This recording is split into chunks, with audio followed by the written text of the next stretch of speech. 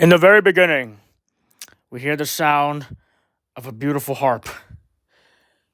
Music from Mia Rimmer has always blessed my heart and soul. The harp is an instrument of calmness, of relaxation. It gives us the sunlight every morning when we rise up. When you listen to the music of the harp, you feel really good inside. I've played a harp before. Harps are very beautiful to listen to.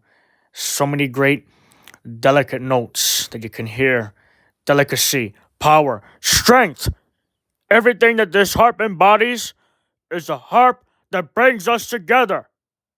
That is the reason why harps are very special to all our families and friends, and all the children and the youth as well.